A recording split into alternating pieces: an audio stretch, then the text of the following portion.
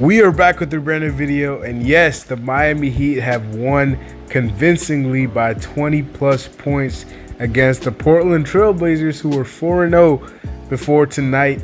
And man, I can finally go to sleep happy. These last couple games have been rough for all of us, and we've had to suffer through some excruciatingly close losses. But tonight was truly our best performance of the season.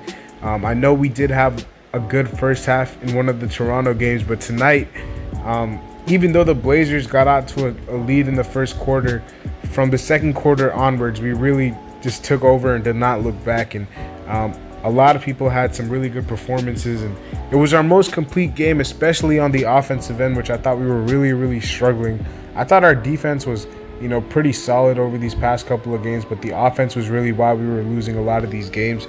So yeah, we're gonna break down what I saw in this game, and hopefully you guys can let me know what you guys saw in the comment section below. But yeah, leave a like, really helps out the channel if you guys enjoyed the video. Subscribe if you guys are new.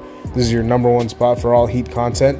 Yeah, leave your thoughts in the comment section below so I can try to see what you guys think about this team so far. We are officially 2-3 now.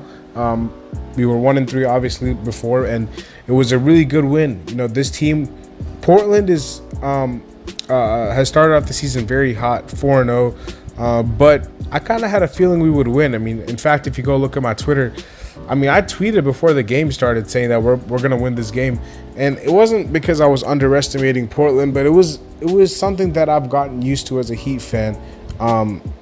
Whenever this team has encountered adversity, and a lot of people have started to count them out, and they just seem like the underdog, they always find a way to defy the odds. And tonight, if you were to look at it before the game, you have a struggling Miami team, and you have a red hot Portland team at home who is well rested, and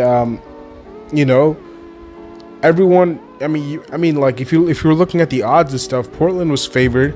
Everyone was picking Portland. No one was really picking Miami unless you were a Heat fan. And Miami just, did what they usually do. Whenever they're underdogs and whenever people count them out, they usually find a way to win. And that's what I kind of anticipated would happen. I didn't know we were going to win by 20. And I must say I was pleasantly surprised by a lot of the offensive contributions from our players, man. Obviously, I thought the defense was really solid, but I can break it down quarter by quarter for you guys.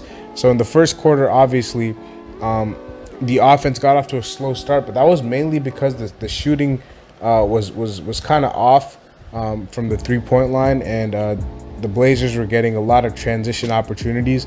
But from the second quarter onwards, the shot started to fall, and that was the main difference. We shot 40% from three tonight, which is obviously very good. If you look at that and look at last game where we only shot 24% from three, we took more attempts this game and we shot a higher percentage.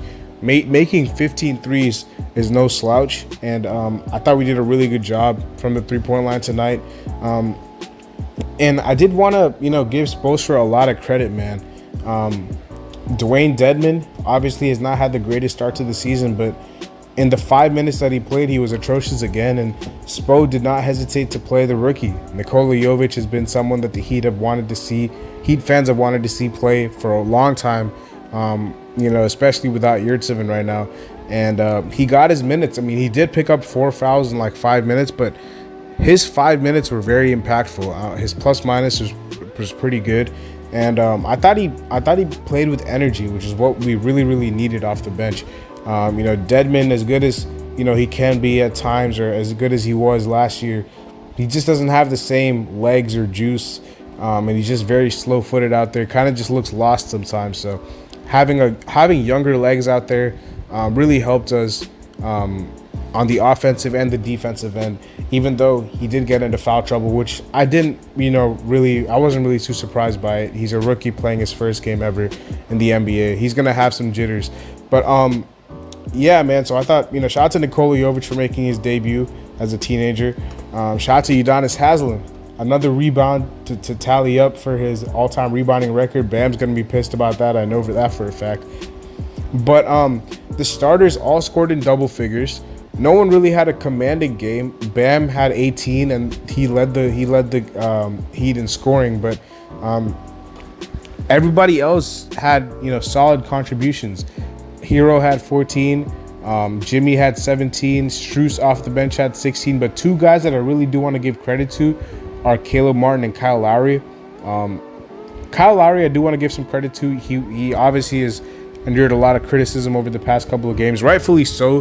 His performance has not been up to par for what Heat fans were expecting and wanting, especially after last playoffs disappointment. And I really liked how we used Kyle Lowry tonight. We used him as a off-ball spot-up shooter rather than a ball handler, and I think that's the best role for him on this team. When we have the starting lineup out there, I expect Hero and Jimmy to take over ball handling duties. If Lowry can make shots, because I've been saying this all the time, like if Lowry can just hit his threes and hit his shots, he's going to be a net positive for this team. Because I know he's going to bring it on the defensive end, and I know like even if like he's slower or whatnot, he's going to bring it with his energy. But all I need him to do on the offensive end is hit shots and not turn the ball over, and I think we'll be good. He doesn't have to play like prime Kyrie or whatnot. He just has to play like he just has to bring a positive impact to this team, and by hitting open shots, he's doing that.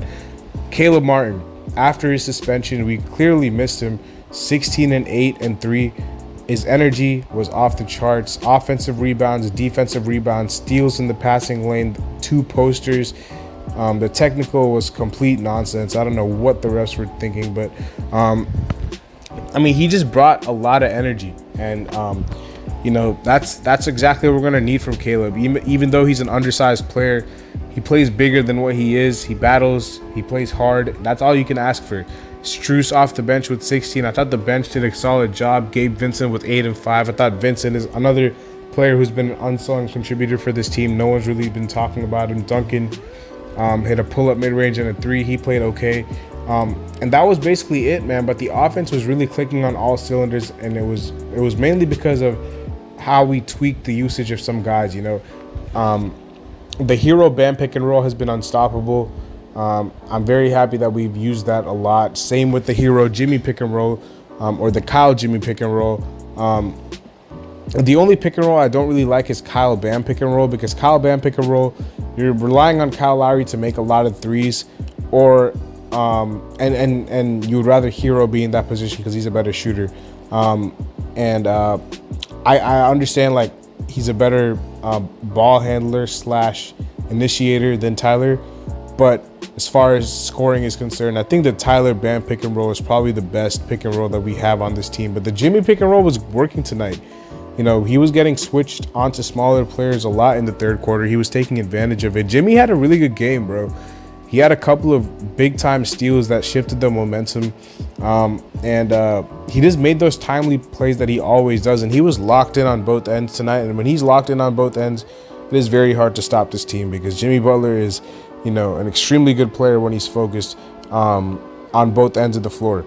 But yeah, man, I don't really have much else to say about this game. We are back at it tomorrow night. It's a back-to-back. It's going to be tough. The Golden State Warriors are not easy team to play, and the Warriors always play as well. It's going to be in Chase Center. We're going to have to bring it, defending champs. But yeah, I'll see y'all later as always with the recap for that game. Peace.